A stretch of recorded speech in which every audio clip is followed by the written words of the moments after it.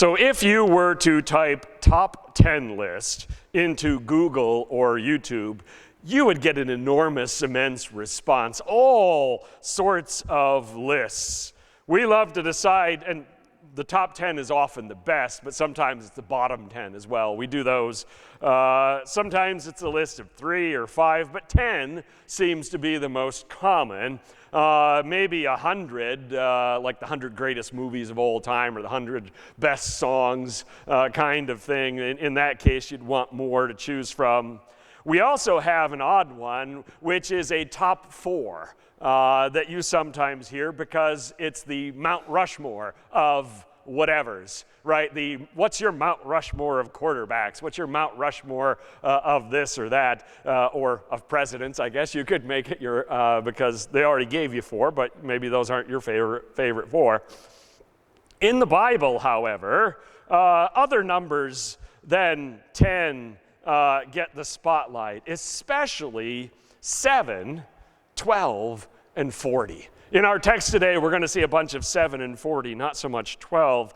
But we read those 2 texts this morning where Moses was on the mountain for 40 days and 40 nights, and then Jesus was tempted in the wilderness for 40 days and 40 nights. And so let's take a look at Genesis chapter 7. It's actually the whole chapter today. The Lord then said to Noah, "Go into the ark, you and your whole family, because I have found you righteous in this generation." Last week, God told Noah to build the ark. Our text ended with Noah's obedience to that command. Now, the time of judgment is at hand. So however much time has passed, the ark has been built. We're not told anything about that, but there it is. Now he can go in. All the final preparations have been made. Now the flood will arrive. The theme of God's timing is repeated throughout the scriptures. God moves according to his own timetable, not ours. And God acts when God chooses to. In case you didn't know, God is the one that decides when God acts. And God's actions are, of course, always in accordance with his promises, with his righteous character, and with his wisdom. Note also that the narrative re-emphasizes that Noah's survival and that of his whole family is connected to his righteousness.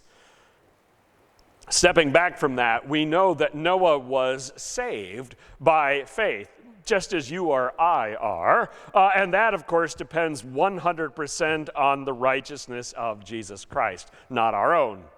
But Noah's life, not his soul, his life, and that of his family were saved because he chose to be a righteous man in the midst of a wicked generation. Take with you 7 pairs of every kind of clean animal, a male and its mate, and 1 pair of every kind of unclean animal, a male and its mate.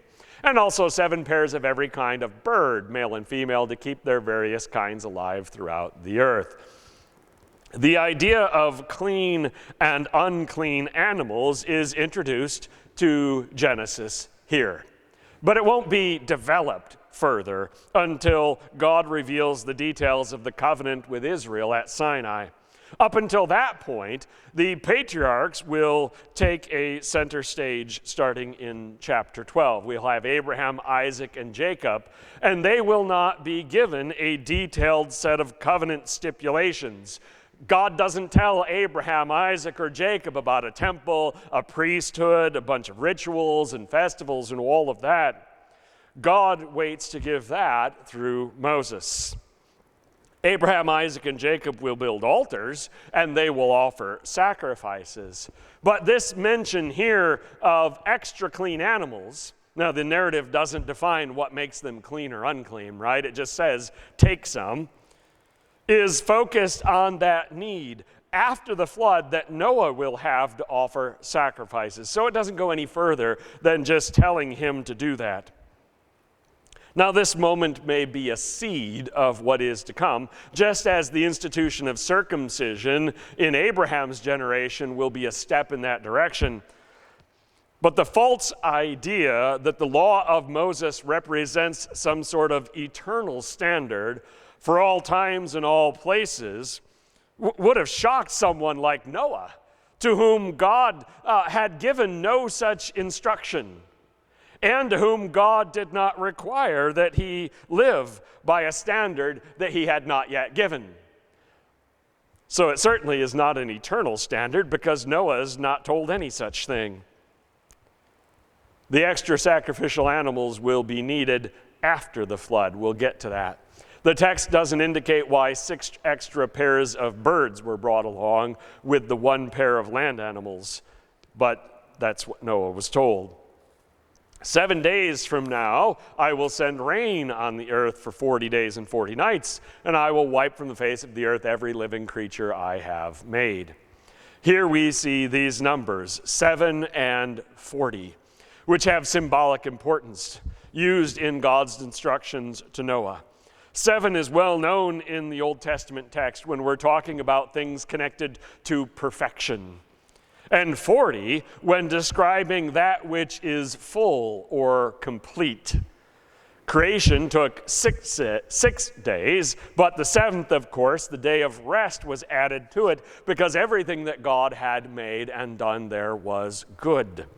And the Israelites themselves, when they received this from Moses, were in the midst of 40 years of wandering, just as Jesus spent 40 days prior to his temptation, both being the full amount of time that was needed. So God will send the rain at the right and proper time, 7 days from now, and it will last until it is full and complete, when God's wrath is entirely fulfilled, 40 days. As we've said before, the ancient Near East writer and audience care more about the themes that those numbers represent than they do about whether or not the sun is rising or setting a certain number of times. Those numbers meant something to them. Verse 5, Noah did all that the Lord God commanded him. If you're remembering, that's the second time we've had that refrain. It was in chapter 6, verse 22. Here it's repeated. It actually won't be the last time we'll see it again. In fact, this whole narrative is built around repetition. It's an ancient storytelling device that would annoy modern audiences, who have little to no patience, do we not? We get annoyed when the author repeats himself, when the story tells you stuff you already know. I don't know about you, but on streaming, do you skip the recap? You're like, I watched the last episode. I don't need the recap, unless it's been a few years. Come on, I don't need it. But in the ancient world, repetition had a lot of value because it would add weight to the epic story, as the key details are repeated over and over again. And so you're going to say to yourself, why did they just say that? We already knew that. They did that on purpose because it's an epic story, and so repetition has a purpose in that literary sense. But yeah, today if you write a story like this, your editor would be like, no, X, cross all that off. That's just the way it works. Noah was 600 years old when the floodwaters came on the earth, and Noah and his sons and his wife and his sons' wives entered the ark to escape the waters of the flood. God told Noah to enter the ark. Verse 5 just told us that Noah did everything that God had commanded, so verse 7 is sort of a recap. Noah obeyed. See, here's Noah obeying, Noah doing that obedience. The new detail here, of course, is Noah's age, likely a symbolic number, as we've discussed before. It reminds us that Noah was not a young man at this moment when his faith was put to the test. He was a man with full-grown children that were all married.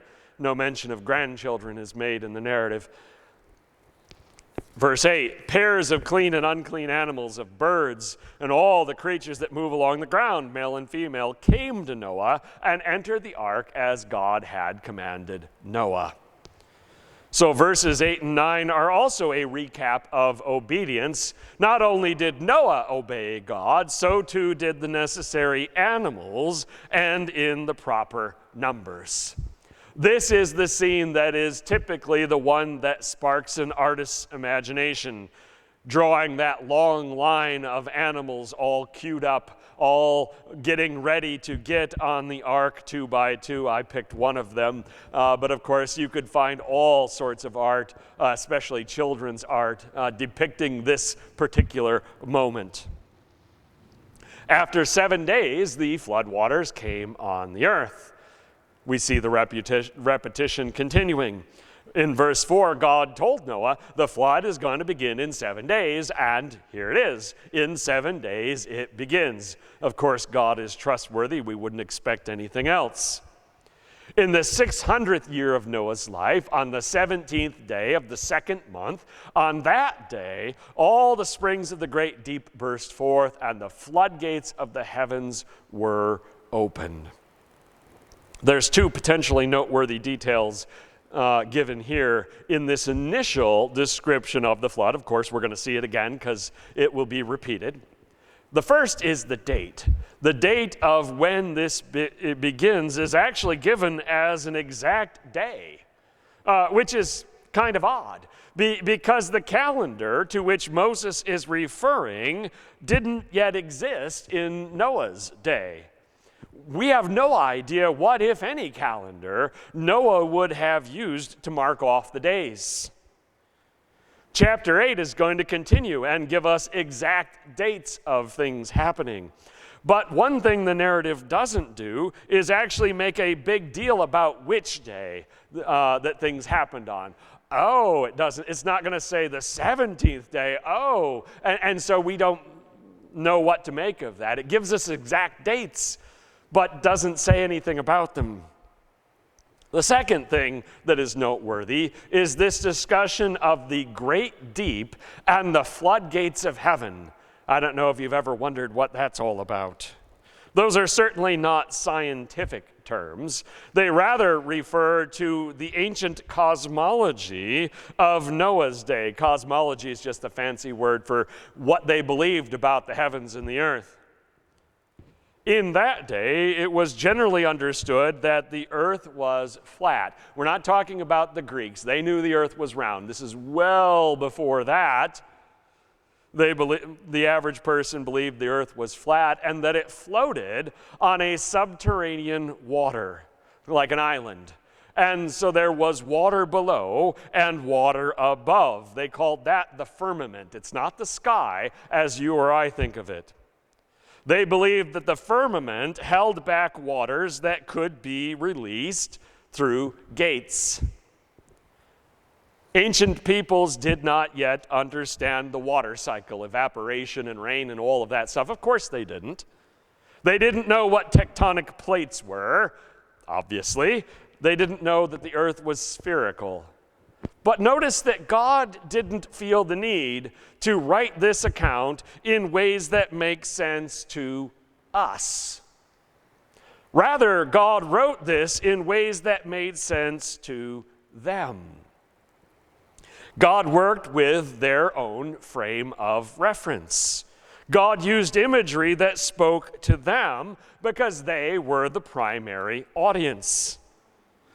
This also reminds us of the truth that we began with back in chapter 1, that Genesis is not intended to be a science, astronomy, biology, chemistry, or history book. It's a theology story. It's the story of how God is working in our world that was told to the ancient Israelites because it was what they needed to know about God. They were a people to whom God had just given a covenant, and so this text is telling them, who is this God? What is he like? Because they're in relationship with him. How did God flood the earth? Such questions are a rabbit trail. I've seen a lot of people spend a lot of time speculating how God flooded the earth. But why is a much more important question, and we already have the answer to that. It was because this is a manifestation of the wrath of God at widespread violent wickedness. And the rain fell on the earth 40 days and 40 nights. There's our 40. The rain fell until it was sufficient. 40 days and 40 nights is what God told Noah it's going to take, and that symbolic number is what we get. After the first few days, the actual flooding would be well underway, the waters rising and rising each successive day. On that very day, Noah and his sons, Shem, Ham, and Japheth, together with his wife and the wives of his 3 sons, entered the ark. The use of repetition continues, right? We already thought they were on the ark, but the narrative is telling us that again and reminding us of Noah's 3 sons' names. They had with them every wild animal according to its kind, all livestock according to their kinds, every creature that moves along the ground according to its kind, and every bird according to its kind, everything with wings. Pairs of all creatures that have the breath of life in them came to Noah and entered the ark. The animals going in were male and female of every living thing, as God had commanded Noah. So we saw Noah and his family entering the ark, and that was repeated. And here we have the entrance of the animals, whom we already were told had gone and entered the ark. Here we see a more detailed repetition of that same thing. My daughter, Clara, loves the Noah's Ark ride at Kennywood. I don't know how many of you have ever been on it, but man, are the animals and people in that creepy looking. Those are like 40, 50-year-old versions of Noah and these animals. I don't know what it was like on the ark. I'm hoping it was better than that. And I don't think it had the funhouse things with the spinning stuff and whatnot to give you more disorientation like they do down at Kennywood. Then the Lord shut him in. What exactly this means, we can't be sure. It certainly highlights God's control over the situation and his protection of all of those on the ark. Now, that level of direct involvement in what's happening is to be expected, given that this flood account is a recreation of Genesis 1. And of course, in Genesis 1, God was the sole creative force at work. Everything happening in that first chapter is God at work, forming and ordering and making things right. And so we do expect to see God actively involved, and that's exactly what's happening here. For 40 days, the flood kept coming on the earth, and as the waters increased, they lifted the ark high above the earth. The waters rose and increased greatly on the earth, and the ark floated on the surface of the water. They rose greatly on the earth, and all the high mountains under the entire heavens were covered. The waters rose and covered the mountains to a depth of more than 15 cubits. At this point in the text, we're reminded of the choice between viewing this account as a global flood or as a regional flood that uses purposefully hyperbolic descriptions of a worldwide flood. Those are the two main choices. Mount Everest is 29,000 feet and change above sea level, which would mean that a global flood of this magnitude would require water to a depth of nearly 6 miles across the whole globe. Now, there's not nearly that much water on Earth. I'm not saying God couldn't have, in miraculous fashion, brought forth this much water and then removed it somehow after the flood.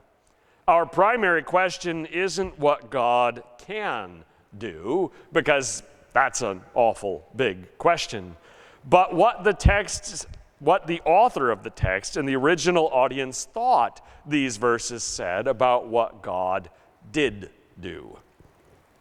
Ultimately, we weren't there. In case you're wondering, we weren't there to confirm or deny either interpretation.